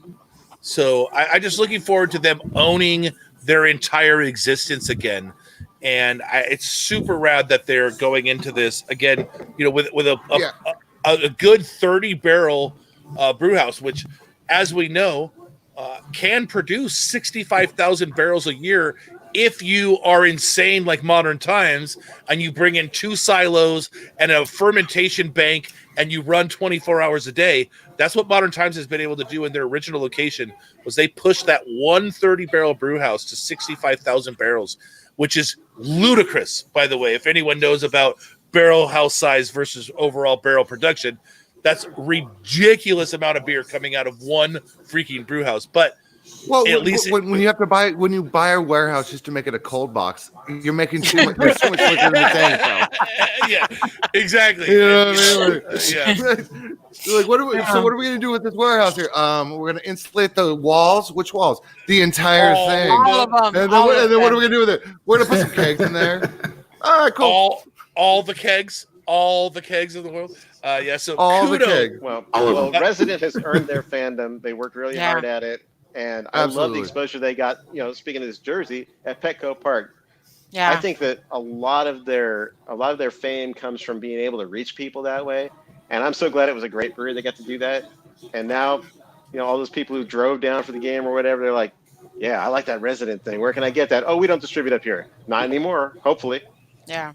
Absolutely. For sure. And it's a great thing. I think Resident is one of those great examples of, like, COVID sucks. We all fucking know it, right? And what are we gonna do? And we all loved Iron Fist, and we all love Brandon. Big shout out, right? Not me. It's Semensky. Semensky. yeah, I know, yeah. And even brand. Greg, hi, love you guys. Yes.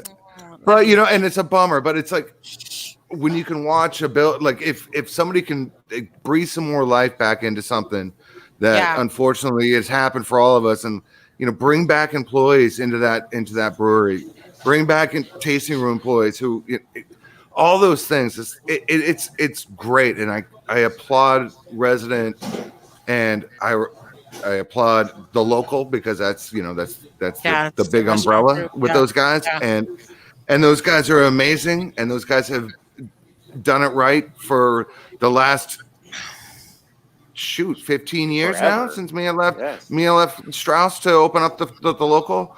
It's those guys, she and that crew, female owned, Social Syndicate.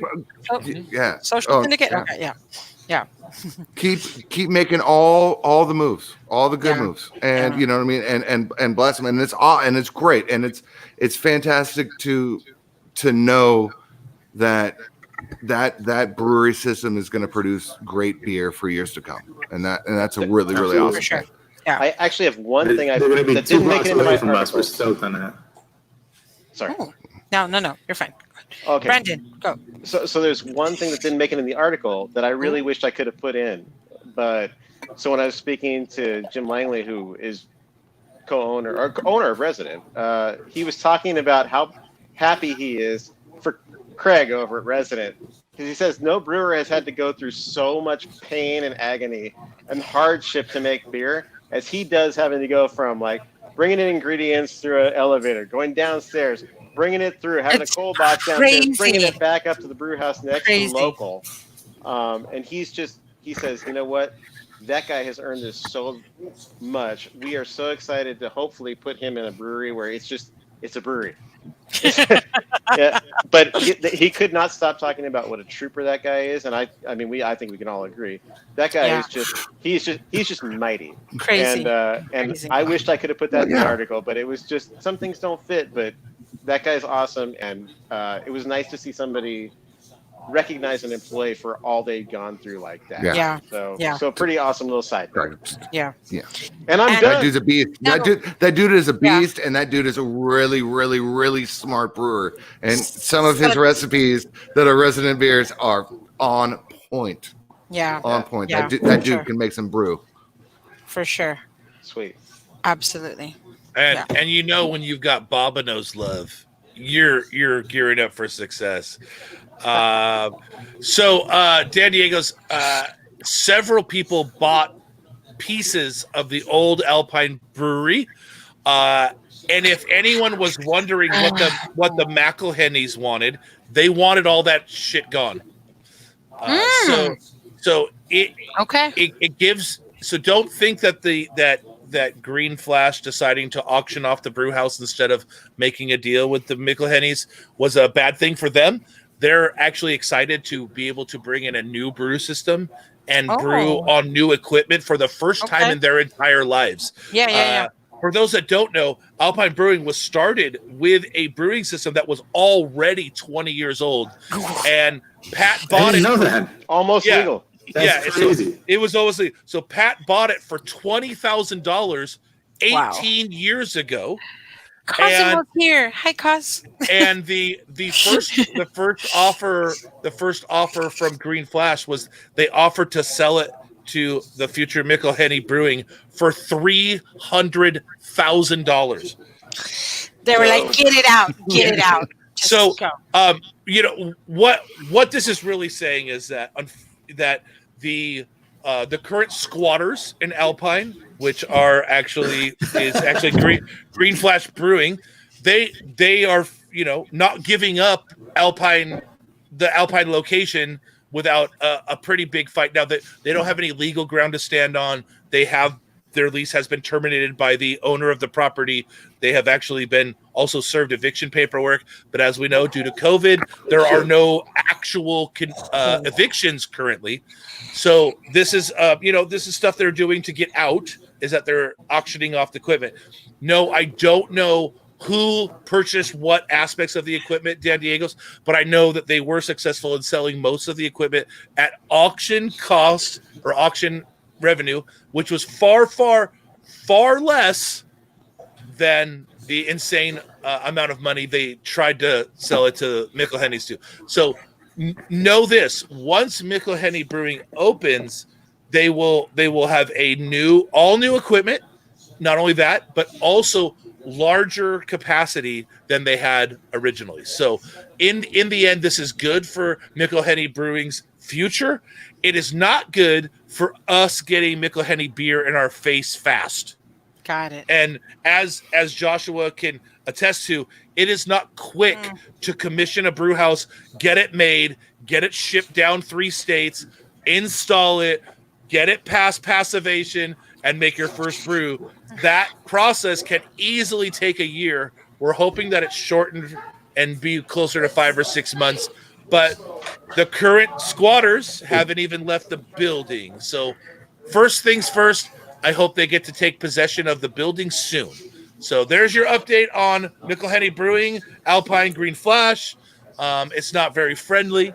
And then for people that like Green Flash and Alpine, which is fine if you do, that's great. Green Flash side of the world is trying to get the Alpine Brewing pub open, which is a totally different location than where the tasting room was. They closed when COVID happened, and they're trying to revamp some stuff. They also sold off their entire kitchen. And What? so when they closed, they sold a bunch of equipment because they didn't plan on reopening. Then the whole thing happened with losing the building in Alpine and Mikkel Henny Brewing taking possession of the building. I should have bought that Crowler machine. Anyway, Right? whatever. All that. Go ahead. Alpine, the part of Alpine Beer Co., or the part of Green Flash that is still Alpine Beer Co., is trying to get the original Alpine Brewing pub back open, which was when the sale happened, was when Alpine Brewing was expanding into that new facility and needed some financial resources to get it done. And then also there was that was a time in California history where health benefits became required, and the Mikkel Hennies wanted to provide their family members, their employees, with the best benefit package possible. And at the time, Green Flash was a vehicle to that. Now, we all know in the end, that whole deal fell apart and everything got fucked up, and none of it is cool anymore. But at the time, it really felt like a good move, even to us on the outside. But so we wish Mikkel Henny, of course, nothing but success.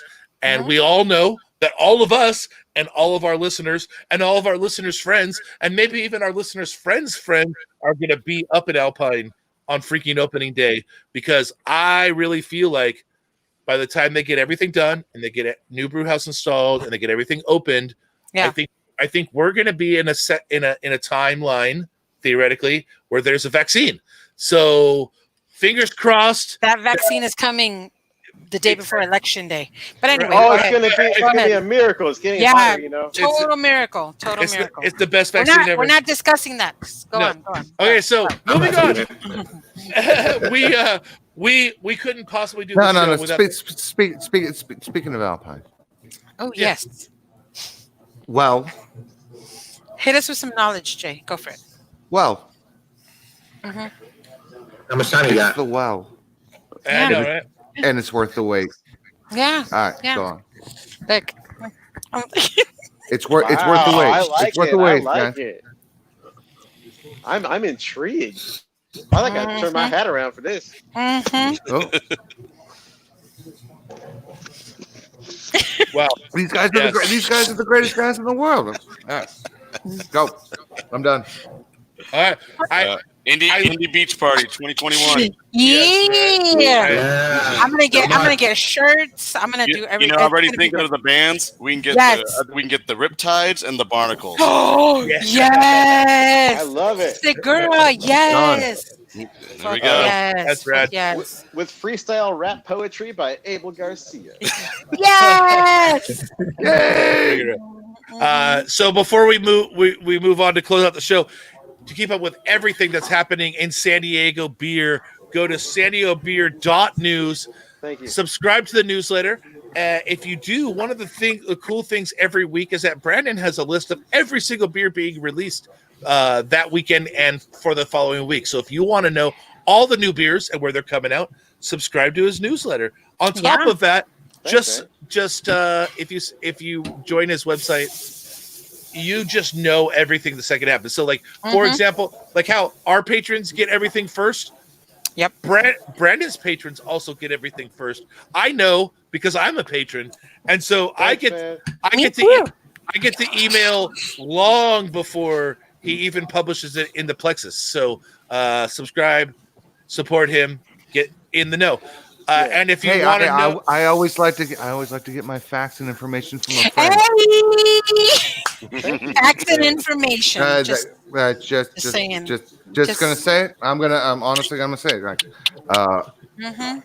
I am an old man now, 45, 20 years directly dealing with San Diego beer in one way or another, and we only work with friends, and that's really cool. and that's why San Diego is why San Diego is. It's because we've always only worked with friends. Yep. So always remember that, everybody out there. Yeah. Absolutely. Absolutely. That's really couldn't have said it better, friend. You couldn't have said it better.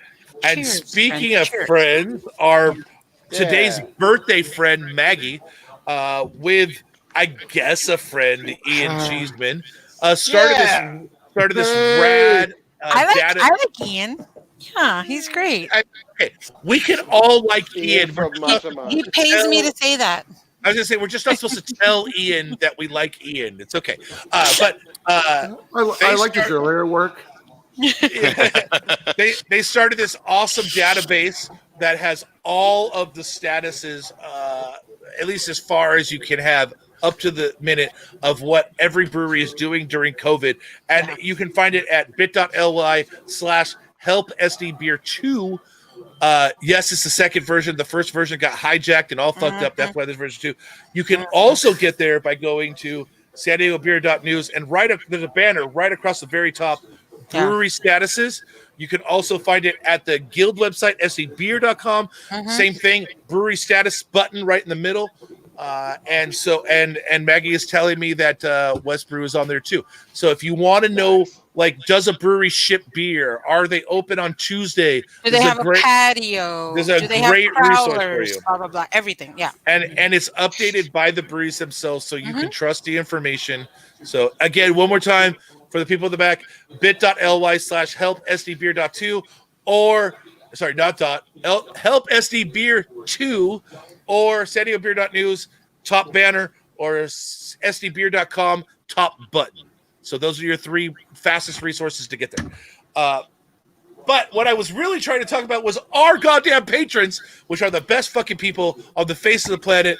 Yeah. If you decide that we provide you enough entertainment or information that you should if you don't, you think we should get better. Yeah. Or even if you think you don't want our nudes, please go to patreon.com/the Indie Beer Show. If you join at a support level called the pint level or higher, then I am legally obligated to give you a shout out every week on the show. We gotta stop saying it like that. We just gotta start saying. Yeah. No, this is what we're gonna say. Graciously give you a shout out. We will graciously. Yeah. You remind us of this kindness and generosity in this world. Yes, Anyway, exactly. And those stuff like that. And those just notes. And those wonderfully generous human beings this week are Ben, Bill, Brian Good, who was listening, Captain Eli, who still owes me a goddamn email, Captain. Casey. I feel like he doesn't watch the show. If you've been saying that. I think it's more on the other side, is that he's such a big supporter he doesn't want to take our free shit. But whatever. Dan Diego's who's listening. Hi. They just Dante, said something. I don't know what that means. Did you see what they put? Yes, they said this, and I believe it means roughly happy birthday. Oh, really? I'm not really exactly sure on the translation. Help me out, Dan Diego's, but that's what it seemed like you meant by that. Okay, cool. All right. And it's awesome that Mr. Gould does his own bit. Ooh, That's, yay! really cool. That's awesome, Brian. We love you. David Martin, former producer of the What's show, up, homie? also Brian Gould, one of Brian Gould's good friends. Yeah. Doug, Garen from Beer Alien, Greg from Stone. Here we go, Maggie. The Indie Beer Show brand COVID-19 pandemic socially distancing Zorball LLC. I really appreciate that. Hoppy Craftsman Podcast. James, Jared, Jason, Jess from Ale Tales, Joaquin from Quaff, Joseph Sokor, you're awesome. Joey from Hoppy Beer Gear, Juan, Judith, the beer historian, Kenneth, honorary patron for life, Larry Smith, Liz from Hossbauer, Matt and Kenneth Bobino, you guys are the best. Matt from The Perfect Pour. By the way, you should be receiving your prize, the ABV Smuggler shirt, any day now. I saw that it shipped the other day. I didn't email you. I'm sorry. Miguel, Mr. Peacock from Tapcraft, who was listening earlier, Mike Sahagan, Nathaniel, Norman, OC Brew Girl, we love you. Pacific Beer Chat next week. No, 2 weeks from now. 2 weeks from now, October 22nd, we are doing a collaboration show with Pacific Beer Chat, our friends in Canada.